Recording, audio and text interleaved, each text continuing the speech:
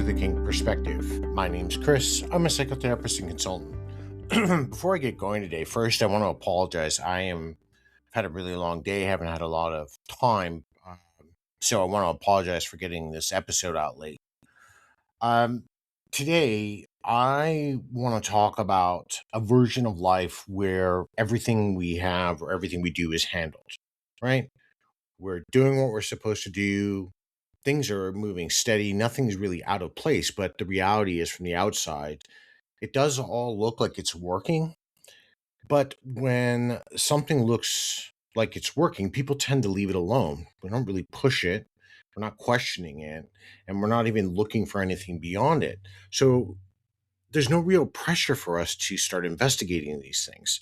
So if nothing is asking for more from someone, things tend to stay the same. And before I get into all of this today, as I do every week, I want to say thank you to all of you. Cairo, Poland, multiple towns in Poland, Greenland, all over the US, Jakarta, actually. Yes, I got your email. Thank you for emailing me in. I'm sorry it took a moment. I was trying to remember where you were. And Manila, appreciate it. If you're all joining in for the first time, you're sending in your comments. I do read everything. I do look, right? And I appreciate you all keeping these conversations moving forward, right? So, and if you're new here, if you're joining in for the first time, welcome. Thank you for being a part of this. If this show is really useful to you and you follow me on a place like Spotify and you're using the app, do me a favor, rate the show 5 stars. That allows others to find it, right? Keeps the show growing. I can keep it doing this for free. If you follow me on, you want to follow me on YouTube, like, subscribe, right? That way you'll get notified when the new episodes drop, right? And if you want to support the show directly, there is a link in the show's description. All that support keeps these conversations going. All right. So let's get back into this, right? What I want to talk about today is what happens when life works well enough that you have to stop asking anything from it. So we're talking about when growth stagnates here and how that's actually going to overlap inside of our kink relationships as well. Because we have to understand, I think the biggest part that I want you to take away from today is, first, if you're in a dynamic or some type of relationships are their own entity, and eventually they're going to grow and evolve. So you get a choice. You get to grow and evolve with them, or you don't. And then that may end up taking on a different form than you initially thought, right? And then there's personal growth, okay? We're going to focus a little bit on each and kind of give you the foundations here. So first, let's define all of this. Let's start to understand this. So what I want to do here is talk about the mechanism and be very clear about this, because this is the part that gets a little bit muddled and there's not a lot of understanding here. So when life is comfortable for us, what's actually happening is that the pressure is being removed from our systems, right? We don't have to do a lot. We're functioning on autopilot. Bills are paid, food's in our stomach. We've got a place to live, right? And none of this is dramatic. It doesn't happen over all at once. But what happens is as we get comfortable in our pace of life with work and friends and doing what we do, this lowers the overall demand that's placed on us. And because of that, you can keep doing what you're already doing while everything is working the way it is. So once that pressure drops, there's nothing really requiring you to readjust. You don't even have to think differently or act differently. You're not stepping into any type of new environment because you're already in one that accepts what you're doing and how that's working for you. The caveat here is, as long as that holds, you keep meeting that at the same level, there's no reason to go beyond it, right? And that's where we typically get in our personal life just by ourselves. Sometimes we get stuck. We get comfortable, but we're stuck. We're not really challenging ourselves anymore. We're not learning a language or learning to cook or trying new hobbies. We're just going through life. Now, there's nothing wrong with that, right? We can be introverted or extroverted, but there's no real growth happening. But this is where growth changes its role. It doesn't disappear, but it stops being necessary. So most people think of growth as something they will choose when they are ready, as if it's some sort of preference or a mindset. In reality, most movements come from requirement, right? So something is shifting inside of us, or the expectations change, or what used to work no longer works.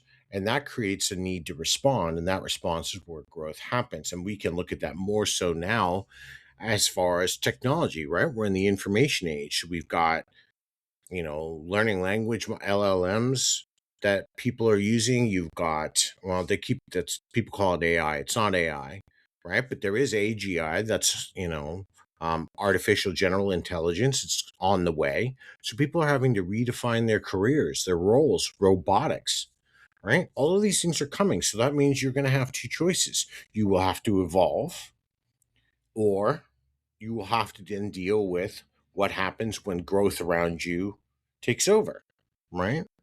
But when that requirement isn't there, people maintain what already works. Not because, again, you're not incapable, but, you know, and it's not even that you're not aware. You know things are going on.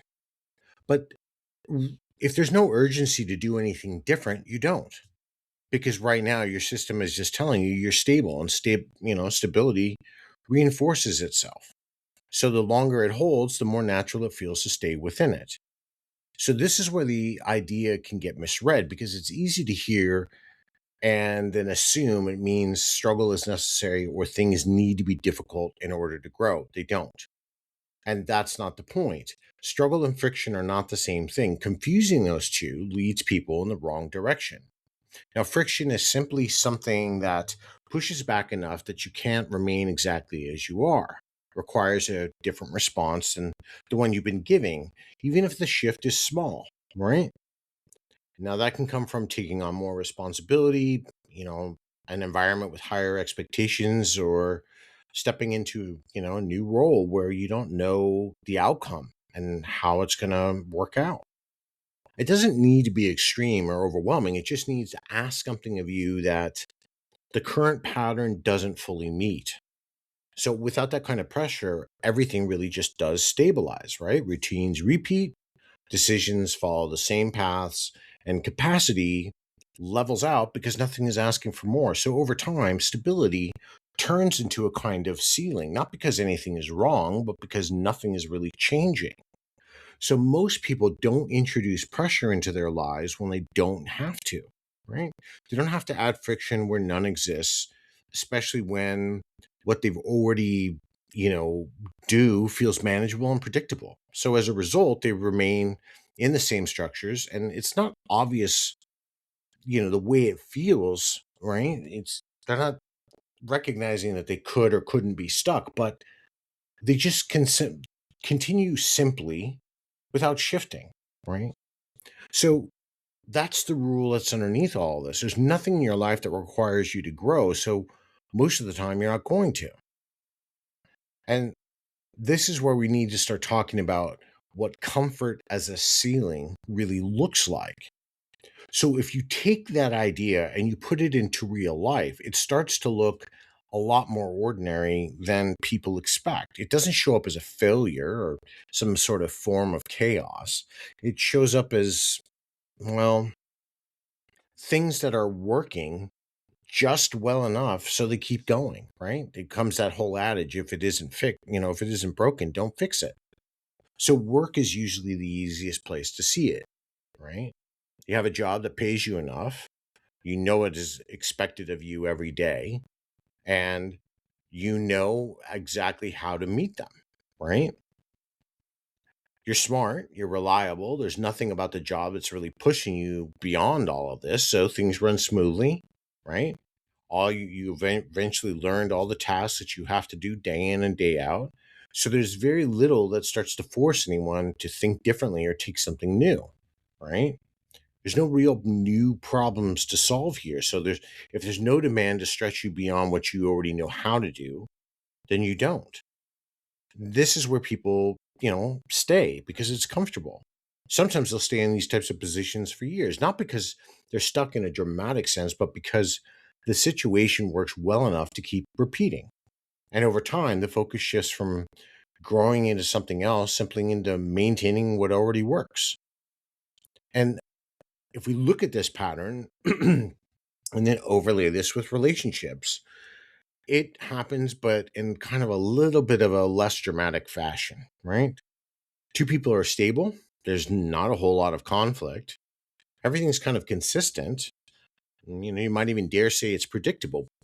They get along, they know each other, there's a rhythm, and their connection is easy to maintain and sustain. So there's nothing really being asked beyond maintaining what's already there. So it can feel like safety, and in some ways it is, but it's also going to flatten over time because there's no pressure for either person to grow or change. And if there's no tension that asks for some sort of deeper engagement, if there's no moment there that requires either person to show up differently, right? The relationship is going to continue, not because it's evolving though, but because it doesn't even have to. So then one day you're waking up and you're going, you know what, I'm just kind of living with a flatmate, right? I'm not married to my best friend who excites me anymore. And we start asking these questions. And there's a lot of the times it's because there's no internal challenge. And I'm not saying challenge as in a struggle. It doesn't have to be a struggle, but growth and evolution are part of life, right? And a lot of our daily life is where we see this settle in fully. Most people build our routines that are easy to follow and repeat. I'm up every day, 4:30. First thing I do is I wash my face, I brush my teeth, go to the bathroom, then I make my coffee, right? Spend a couple of minutes to look out, see what the weather's like, hug my little fur baby, and I look out the window. That is my routine every day. It doesn't change, right? But it's predictable for me. It gets disrupted if I forget to turn on the light or I stub my toe, right? Then other things start happening, and then my day is changing because I've got to evolve to the pain, right? But all the same schedule, habits, the same flow day to day from one to the next, right? What does it do? It reduces effort, it reduces our decision making, and it makes everything more manageable. But over time, that routine here becomes automatic. Every week, I know I've got to do a show. Every week, I'm picking a new topic. So the only thing that's changing for me in my evolution is what I'm going to be studying and how I'm going to learn it. And then I'm going to apply it and talk to you all about it. Right? So it's growth for me because I'm learning something. And if you're listening here, you're growing because you're hearing something, right? It doesn't, it's allowing us to change. Now, what direction that change takes you in, well, that's up to you. But once that routine here is automatic, right?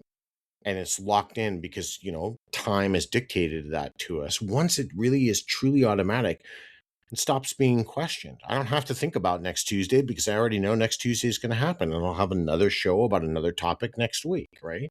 My day is going to run the same. I'll have my group in the morning. I'll have probably some clients I'll scatter around and then I'll do my show and get it out. Hopefully next time it won't be late, right? But the day runs the same way without a whole lot of thought, right? And because it runs on its own, there's no interruption that's going to force it to change. Now, part of that structure is needed. Sometimes creates stability because then I know I don't have to worry about another day, right? But this is where the shifts from something abstract to something lived. It's no longer an idea about comfort here. It's a pattern that shows up across our different areas of life that feel really normal.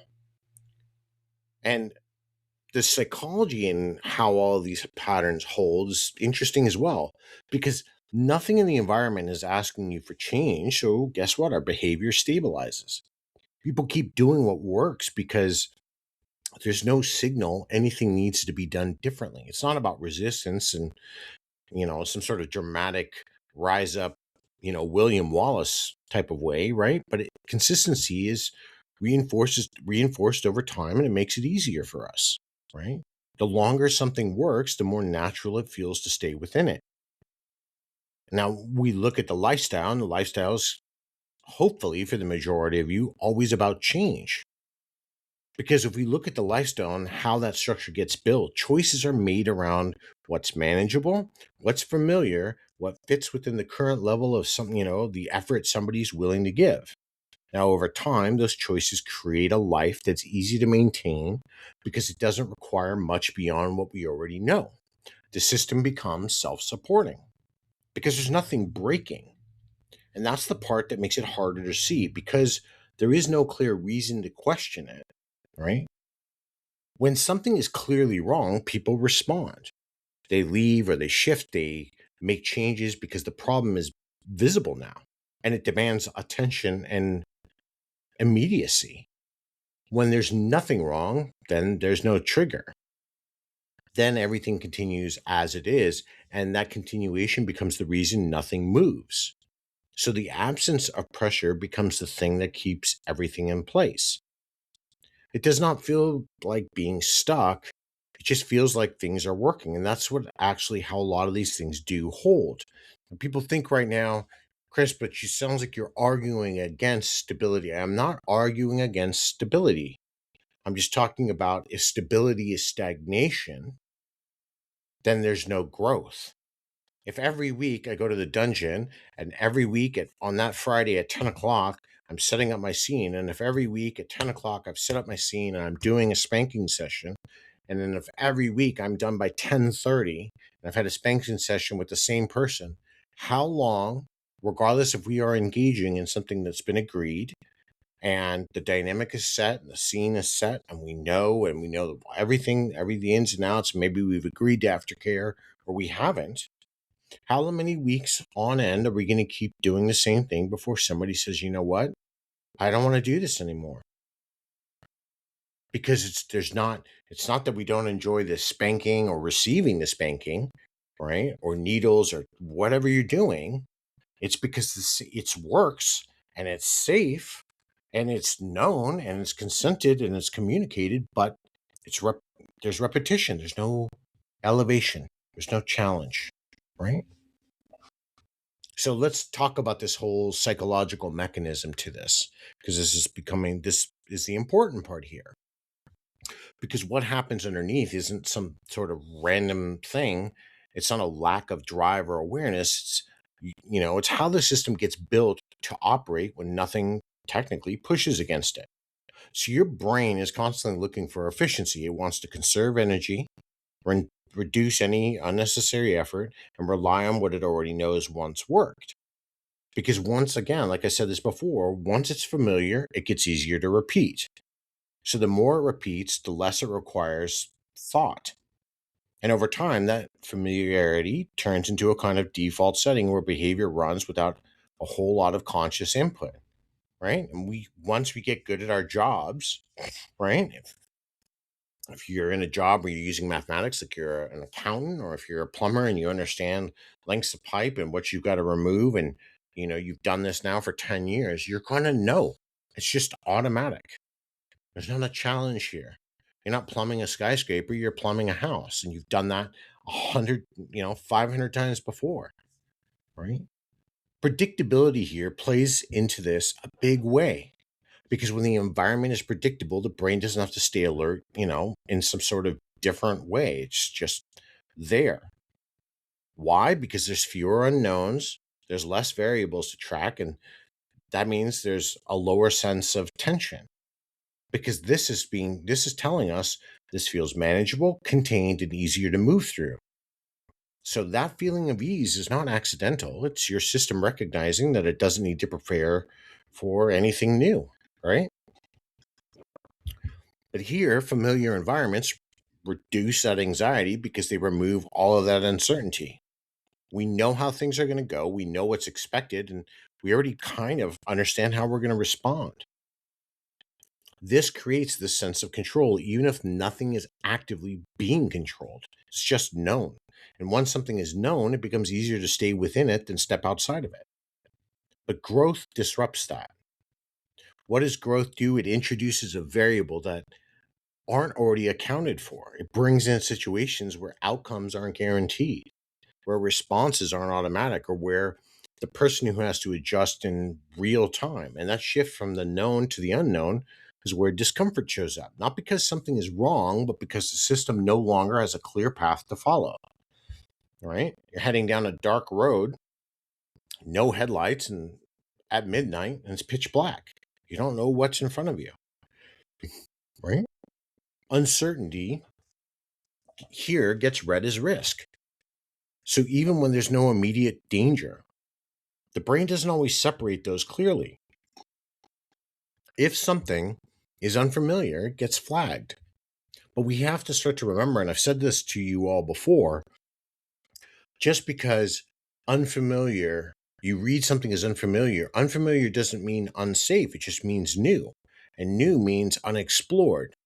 What you can then say is, well, unexplored is, we don't know if it's safe or unsafe.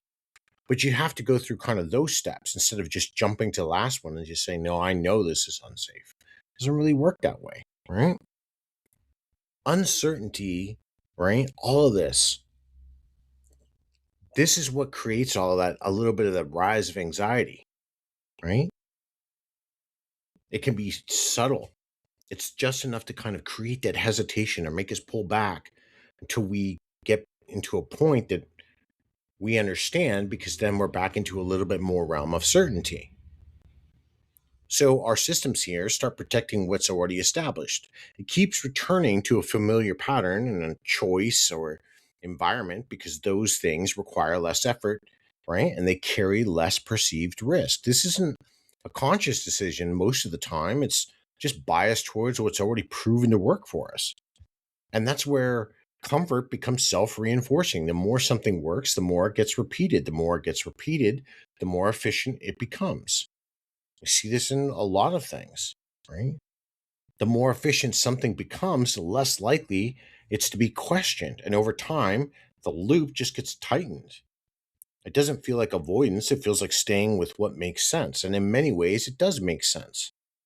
If the end goal is stability and predictability and reduced stress, then maintaining what's already working is the most direct way to achieve that. But the system is then doing what it's exactly designed to do. The trade off is what gets limited in the process. When everything is oriented towards maintaining what's known, there's no space for anything that requires adaptation, right? New skills or a different way of thinking, changes in direction, all of that requires a different, a stepping into something that's not mapped out. And that step carries uncertainty. And uncertainty is what makes a system, you know, it slows the progress of work. It really reduces it. So instead of doing that, which requires a lot of energy and effort, it's just going to stay with what it knows, not because it can't do more, but because what it has not, it doesn't have to do. And because if it has to do more, sorry, I'm kind of getting ahead of myself here, so my words are blending a little bit. If it has to do more, not because it can't, but it's going to have to do more work that it doesn't want to do because that stuff is unknown. And again, unknown is just new, and new means unexplored. And it doesn't mean safe or unsafe, right? But here, the system is just going to say, well, you know what? That requires a lot more effort. I'm not going to do it. And this is where we're going to get into the point of how people start justifying just staying where they are. Because this is where it starts to sound reasonable, especially on the surface. And that's why people get stuck. People don't usually say, hey, I'm staying because I'm avoiding something. They don't talk like that, right? They say things that feel, grounded or practical or even responsible. It doesn't come across as a resistance. It comes across as judgment, as timing, as being realistic as where they are. You know what? I'm fine where I'm at. I like my job. I don't need to do more, right? That line, I'm fine where I'm at, that carries a lot of weight because in many cases it is true. Things are fine. There's nothing falling apart. Nothing's really urgent. There's no clear problem that requires a solution. But fine can also come from a place that people settle into without questioning whether it's actually enough. It closes the door without looking on what's on the other side. Now isn't the right time is another great phrase. That one tends to stretch a lot, right? There's always something that can justify waiting. work, you know, work's busy. So I got to wait things get a little bit more stable. Something else needs my attention first, right? It sounds responsible, but can also keep function as a delay that never really ends. And the right time just keeps moving, right? And it gets moved so far ahead that nothing has to change right now. Here's another favorite of mine. I don't want to lose what I have. It's an interesting one because we're getting into risk, right? It's more direct. There's something in place that feels valuable to us, and the idea of risking that brings up hesitation, right? Stability, income, connection, routine, all of those things carry an inherent amount of weight. So the fear isn't about losing everything, it's about disrupting something that currently works. So what happens? That person protects that. Now, none of these are necessarily false, but that's what makes them effective. They don't need to be lies to function as protection. You just need to be true enough that they don't get questioned. And once they're accepted at face value, they remove the need to look deeper at what's actually being maintained. Because underneath those statements, something is being held in place, right? There is a level of effort that feels manageable, the structure that feels predictable, and the sense of control that comes from knowing how things are going to end up. So the person here isn't actually stuck by accident. They're maintaining something that works for them on a level, even if it limits them and others. And that's the part that's easy to miss. It's not just about, what they're avoiding, it's about what they're protecting. And then all of this comes with the cost of staying comfortable. And this is where we shift the lens a little and look at what this actually costs us over time. Because it doesn't, show up all at once, and it really shows up in a way that forces our attention to look at it with scrutiny. At first, everything is going to look great. On paper, boom, we get it. The job's there, the relationship's intact, all of this routine works. There's nothing that's collapsing, right? So if there's no collapse, that means nothing is demanding a change. And because that's easy to assume, there's no cost at all. But what starts to happen is more subtle, and it builds in a way that doesn't trigger an immediate response. Now, skill is usually the first place it shows. When nothing is asking more from you, your capacity levels out. You stay sharp within what you already know, but you don't expand beyond that. So there's no pressure here to learn something new. There's no requirement to stretch, into something unfamiliar. So the range of what you do stays contained. It doesn't feel like a loss, but it feels like stability. But over time, that stability turns into, guess what? Stagnation. I've seen this in the military, right? Anytime I could volunteer for something, from our UAV, unmanned aerial vehicles programs, to funeral detail, to all the other things, plus C schools and all of this stuff. We all go to a primary and go to boot camp. Then we have a primary school that teaches us our either MOS, which is your job if you're in the Marines or the Army, or your rate, which is what we call in the Navy our jobs. Basically, schools that teach us our jobs, and some of us have secondary schooling, right? So I applied for all these things because I wanted to keep growing. I wanted to be of use to the U.S. military, right? Because if all I was worthy of was sweeping up and cleaning garbage cans and mopping floors, well, anybody can do that. So then I wouldn't have been of use, and I wouldn't have had a very long career, right?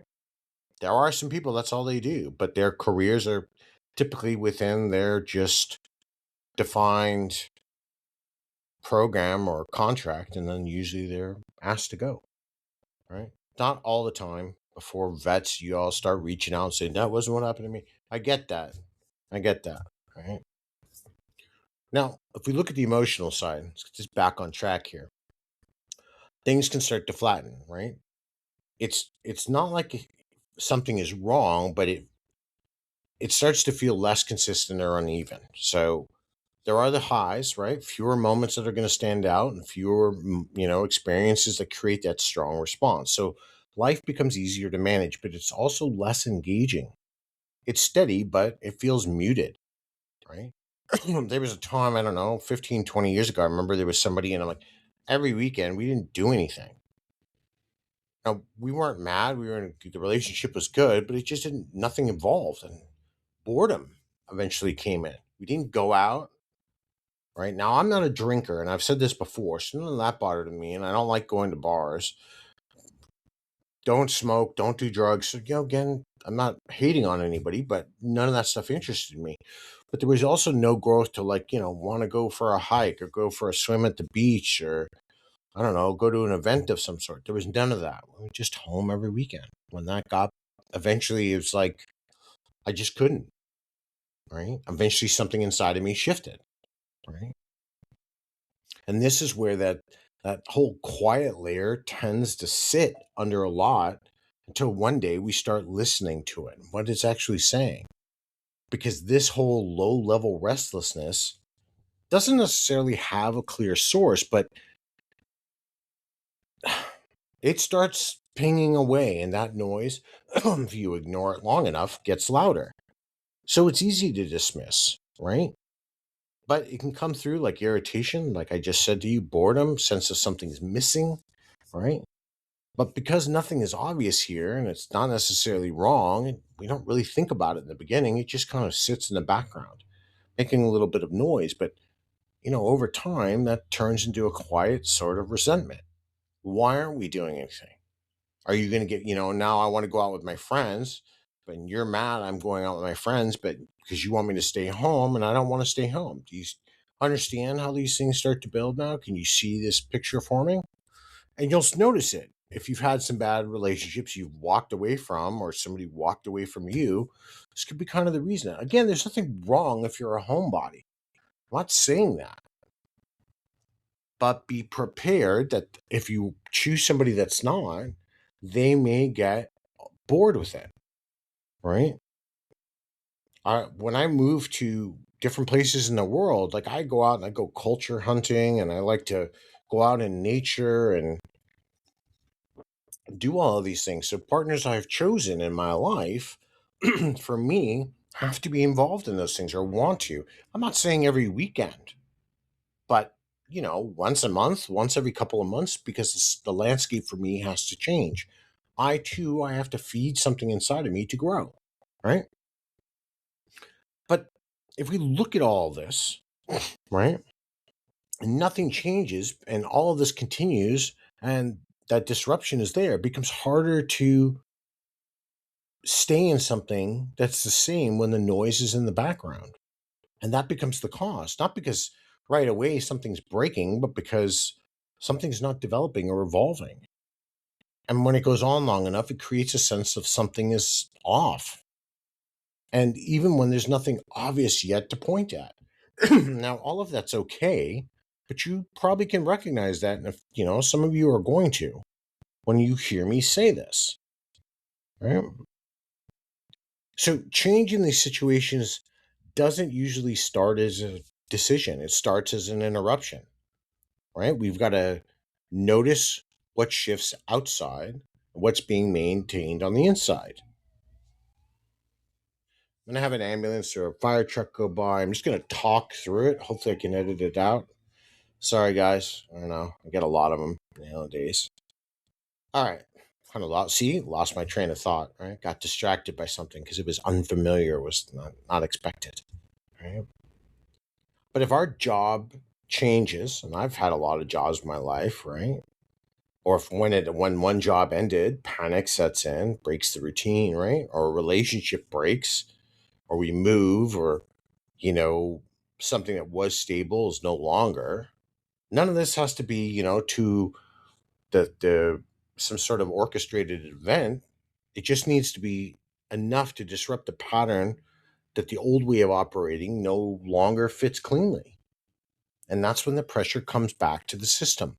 The same comfort that we kept, everything steady is no longer holding things in place, because that's where something that needs to be responded to, because we're starting to ignore it. Not later, not eventually, but now.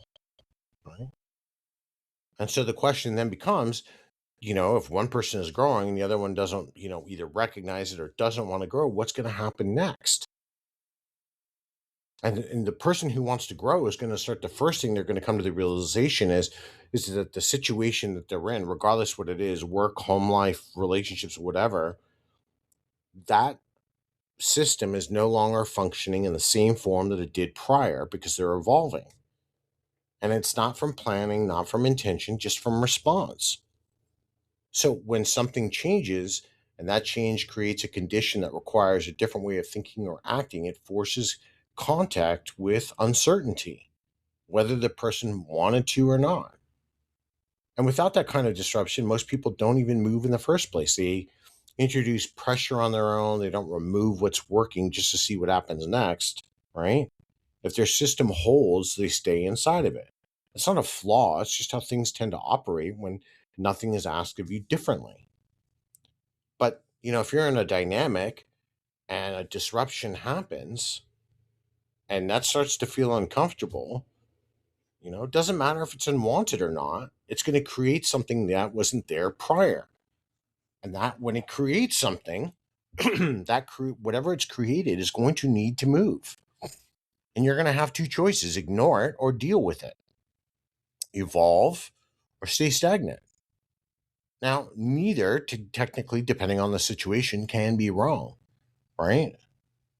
I'll give you a perfect example. I give the rope community a lot of grief. I don't like it. It takes too long. That's just my opinion. I've never seen. Everybody tells me they can do rope in 15 minutes. 15 minutes is too long, right? 5 minutes. Not going to get into that, but I'm using it as an example.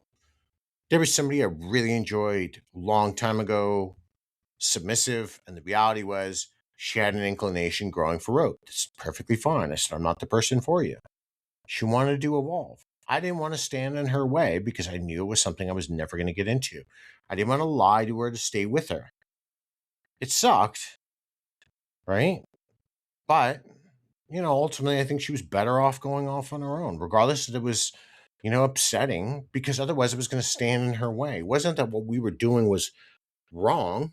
It just, she wanted to evolve. I didn't want to stand in the way of that. I've had this with clients. Somebody gets a new job and they're going to move to a new city. That's a big change. And their person they're with, resists that. You shouldn't take it. You're going to be far away. I don't want to move all of our friends here. They're creating excuses, right? Well, when this challenge happened with somebody that I was working with, that relationship eventually ended. I'm not saying that's the case for every one of these things, but it is a possible outcome, right? I'm not saying when I ended it or told that person to go on that's going to be it's a possible outcome. I'm not going to sit here and tell you that didn't suck, because it did, right? It may not suck for you. It's just a possible outcome. All of these things are possible outcomes. The thing that's guaranteed, once uncertainty shows up, once growth shows up and starts asking of you, you're only going to have two options: to grow or to stay. And then you're going to have to deal with the consequences of that. If you're alone, the choices might be easier for you. No, I don't want to move from sunny Southern California to the middle of Nebraska where it's much more extreme in its weather and there's no ocean, right? Sure, I'll make $30,000 a year more a year, but I don't want to, be in sub-zero weather, right? But from there, that could be a stepping stone for 6 months. Then I'm like, I don't know, looking at a VP position. Do I want to make that much sacrifice? It's a lot of unknowns. I don't know anybody there. I don't know what the environment's like. I don't know the weather. I don't know the food, right? A lot of unknowns. So we're going to weigh the options. My girlfriend, my boyfriend, my husband, my wife, I think actually when you're at marriage, it's a little bit different. And that also depends on the years you've been married. But in a relationship, if somebody's moving to a new city because they've got a new job, or maybe they've been accepted to a graduate, or maybe they're going back to school, or they've got a graduate or postgraduate degree they've been accepted to, that's a big change, right? You're not going to ask them to stop learning. You're not going to want to stand in their way. You're going to want to stand and support them, right? And Once all of these, any type of shift like this happens, your system is either going to shift with it or let the shift move on without you. But that's it. So what you do, especially when you're involved with somebody else, is going to have a big impact. Maybe change is uncomfortable for a lot of people. That's a factor too. But then you might need to start asking yourself, why am I so anti-change? Right? Do I just like stable, or do I am I resistant for a reason? There is there's a way life can settle that feels solid from the inside, I think is the best way to say this, and looks right from the outside. And nothing in it signals anything needs to be different. It just, like I said, it holds, it repeats, and it stays consistent in the way that goes on for a long, long time.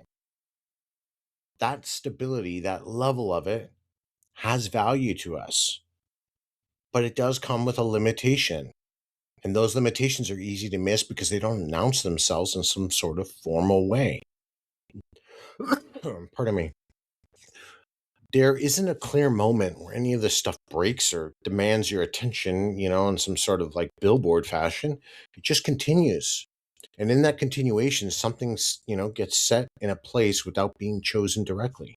Most people don't notice it while they're in it, not because they're not paying attention, but because there isn't anything obvious to pay attention to.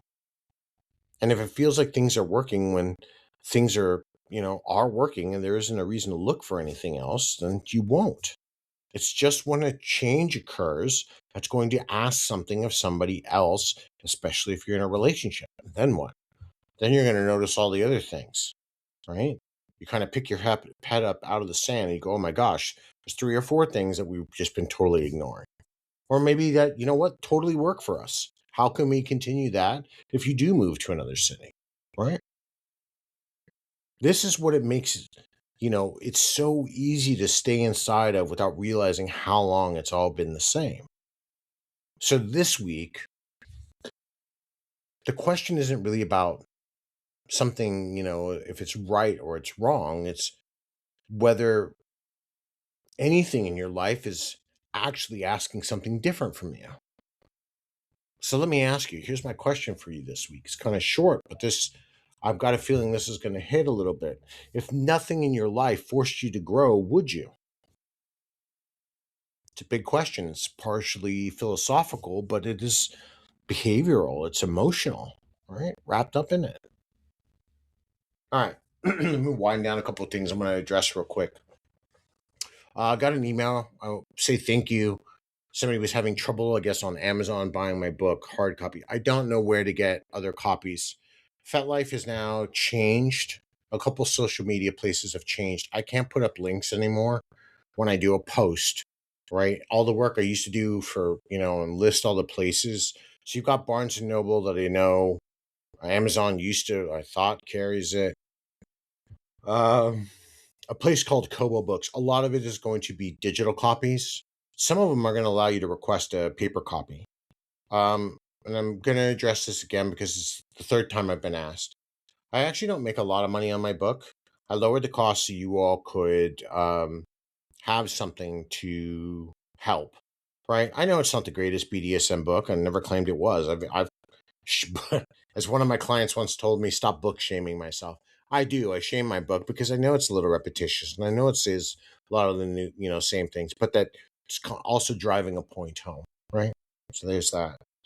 Random acts of kindness. Uh, what did I? Oh, I did the puppy thing last weekend.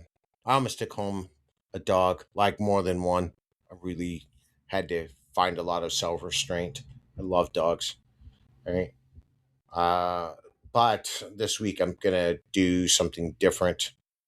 And I'm gonna be honest with you. A lot of times I can't be bothered. It's not because I don't believe in the environmental stuff. It's just I'm tired and I've got other stuff I want to do. But I promised myself this weekend at 0600 I am going to go and help. There is a group, a particular place that I live. It's all military, ex-military. They get together and they go down and they clean a beach. And it's a way for me to connect to some veterans and go and talk to them about stuff. So it'll serve two purposes for me. So I'm gonna go do that. Right? It makes me feel better. I'm not charging. I'm just going to go. Um, and it's gonna make me feel better. There's a lot of you that are starting to tell me the stuff that you're doing weekly, and I love that. Like I don't care what your random act of kindness is. I keep telling you all, if you want change, um, it's gonna have to start with us. Somebody asked me this past week on an AMA. They asked me, the question kind of, well, the statement was, what do I hate about this place? And I think at the time I rephrased that and I said, if you mean Fetlife. And I don't really hate anything about social media in general. I don't like how distant, I mean, I'm glad it brings people together, but it makes things more cold. Our interactions are very distant and we can just shut them off if we don't, without any regard to somebody else. That's going to happen. Um, but social media for me, when I look at it, as much as I need to use it, irony, right? I'm talking to you all through Spotify. The irony is that when I find conversations that are heavily one-sided or just slanted, and I don't care what direction it's in, religion, politics, sex, anything, I'm not going to engage.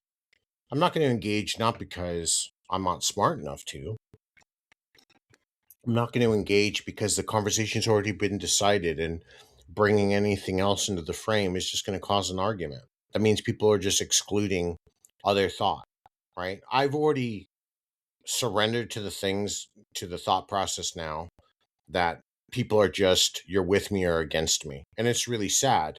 I think this past week, I don't know if it was past week or last week, there was somebody that I was kind of close with. Well, not close, it's not true. They were an acquaintance, but I had a lot of respect for them in the military because, and I kind of talked about it last week, and they said something that wasn't true, but it was, they had an opinion. Their opinion was fine, but instead of getting into future discussions or arguments about it, I just opted out, right?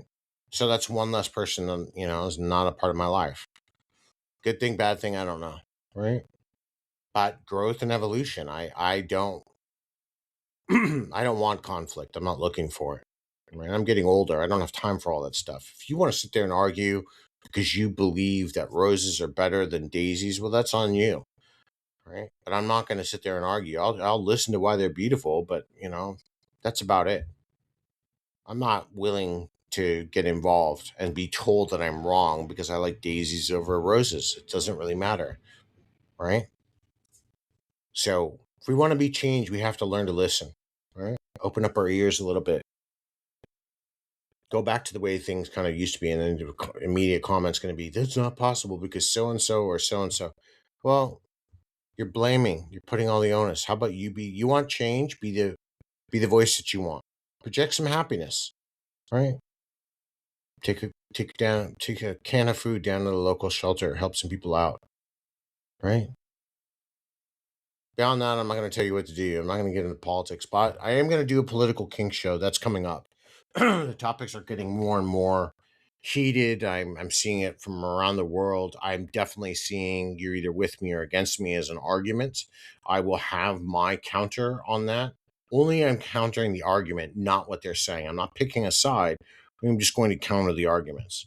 Right? Thus far, nobody wants to go on that. That's fine. I respect that. If you don't want to go against me in politics, um, that's fine. I mean, I'm very well versed. What a lot of you don't know is about my past.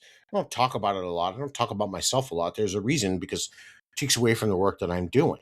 And this is never about me. It's about me doing the work, right? But I've been to a lot of different places in the world. I've been to, I don't know, over 30, maybe 40 countries.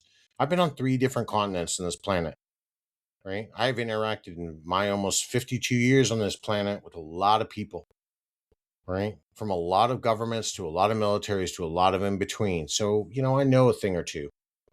I don't get all my information off of TikTok or X or Blue Sky or whatever else is out there.